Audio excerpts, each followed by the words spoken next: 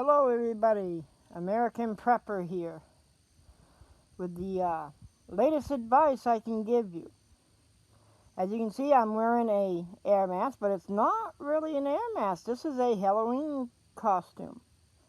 You can buy this at General Dollar for about $6 because Halloween's right around the corner, and I do recommend that you buy an outfit that fits your hobby.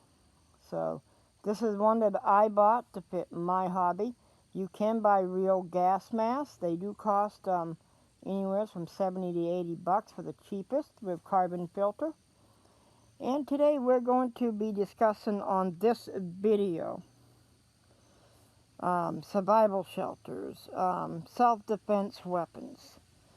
And I just want to show you guys this real quick. As you guys can probably see right behind me, if I can get down into this area. I hate pointing the camera when the camera's pointing at me because it makes it real hard to see, but right behind me I got a target range of kind of like a board set up. You guys will see the target better in just a few moments. You couldn't really see nothing there. So let's get this video started.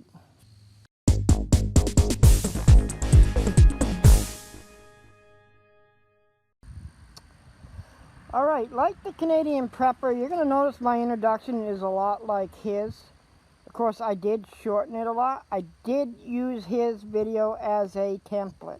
So you'll notice the background is a little bit the same as his, right, running down the road and everything. I kind of wanted to explain that. I'm not trying to plagiarize his videos. I did put my own graphics, a lot of my own graphics on there. I switched out the trees. I put a little bomb explosion behind it.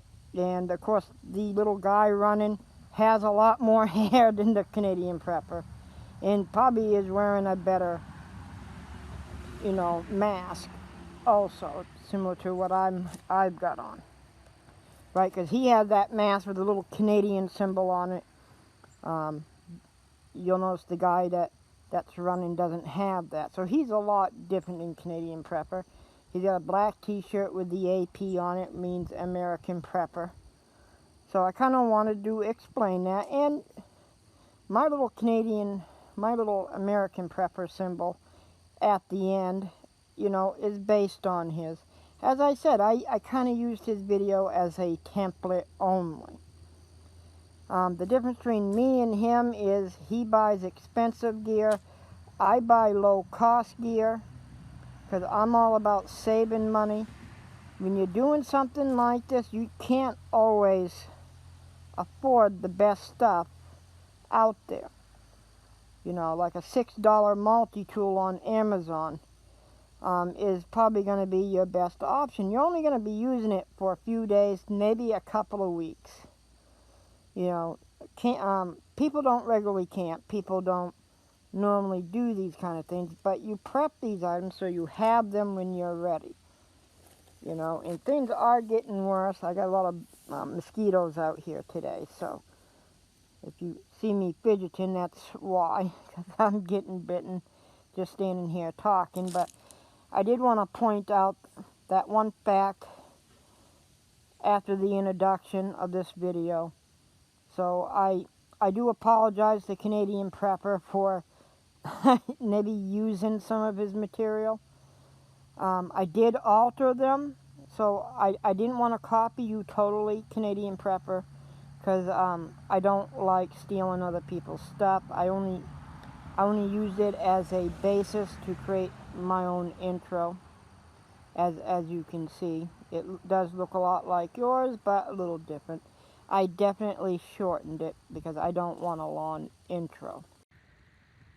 Alright, next subject is self-defense. I bought an air pistol. It shoots on CO2 cartridges. So it shoots extremely fast. Up close, it will penetrate the skin, will make a person bleed, they will hurt, definitely, from this. So this is a great self-defense weapon when camping. You know, you can get a hoister for it, and you do not need a license to carry one of these in the state of Maine. So, you know, that compared to a real weapon, which is going to cost you a lot more, you're talking about $400 a gun if you decide to go with real ammo and weapons. You're going to be spending a lot of money. This gun here costed me $57 on Amazon. You know, $10 for BBs. Let me show you what this looks like. Alright, so this is the Colt Defender. You load the cartridges as such.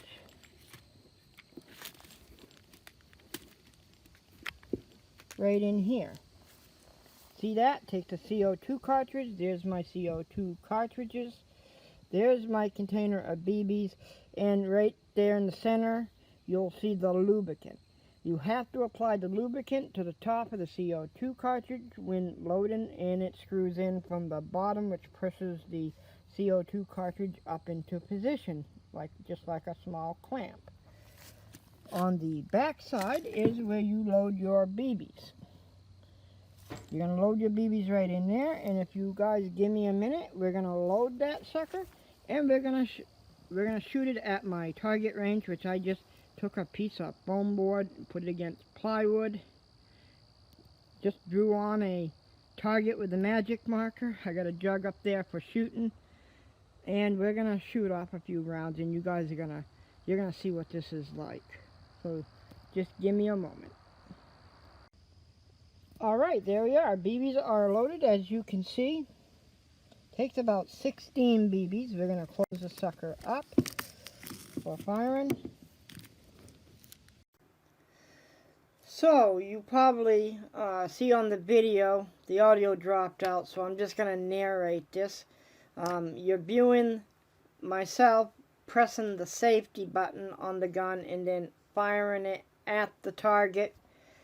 I'm advising people also that if they use pepper spray, check with local laws on that.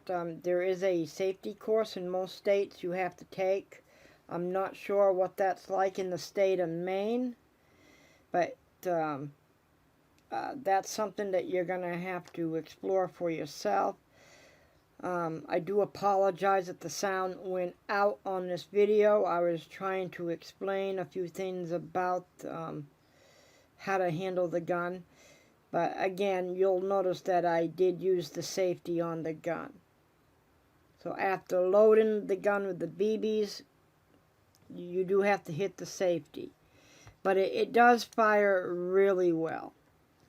A case like that's going to run you about 20 bucks, $57 for the gun, $10 for the BBs, and the lubricant I think I got for $10 as well. I mean, you're in it for about 80 bucks, but it's going to be worth it. And hopefully I don't have to narrate the rest of the video. I'll let you get back to watching things. Alright, Survival 101. How to build a shelter right in the middle of the woods. This is a heavy, dense area of the woods, but you might find yourself here. The mosquitoes will probably be thicker, but I want to show you guys something that I did with some of these trees. I bent 2 of these trees down, duct taped it. I also had to use a little twine to bend down another branch. And you guys might see how this is all coming together.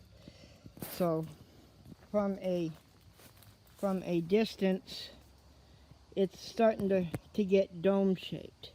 If I was to keep going on this, add a few more branches, I could get a nice dome shaped structure. This is probably would be my entrance right here into the tent area. This tree that you're currently looking at, you'd want to cut it down here because this is going to be kind of like in the center of the space where you're going to sleep. This tree further back, if I had cut that and bent it down, I would have gotten the 4 corners of my structure here. But I only did this to show you guys how to do something when it comes to survival, you're going to need an area to sleep. You're going to want shelter. And when you do something like this is going to be quick. It's going to be easy. It only took me maybe 5 or 10 minutes this morning to do this. And look how much I got done on the structure. If I were to put a good half hour into this, I'd have basically a makeshift tent. I could get my tarp out. I could put my tarp over this area once all the trees are bent down, and you would have this nice tent area to rest in. So even in a dense area like this, you can definitely do a lot, and you guys can definitely see how I joined everything together. It's not the best job in the world, okay? This was a quickie. But you'll notice here, I put the twine on a notch. So you might not want to break off every branch. You might want to leave a notch or two. I did break a little bit there, but it doesn't matter because it's providing shelter. So the top 3 things for today to remember is make sure to have a kit in the car.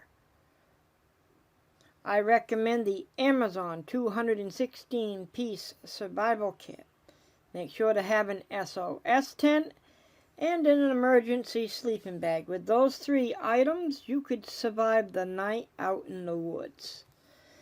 I do recommend some additional stuff, such as a survival knife, which would be a non-foldable knife. And you would also want some kind of a small food kit. I recommend using a wine bag to store food in there, because cars do get very hot during the day, so the wine bag will keep the contents at room temperature. So this concludes our video for today. I hope you did enjoy watching and listening to some good sound advice. If you don't think it's good sound advice, well, you're welcome to do your own video. And I would definitely like to hear your suggestions on how to improve survival, but these are the best survival techniques out there. I put a lot of research into it, and all the survivalists that I've listened to, they do things on a very high cost level. So this is a low budget level, and it really does work. So once again, thank you for taking the time to watch and listen to my video, and I hope you guys have a great day.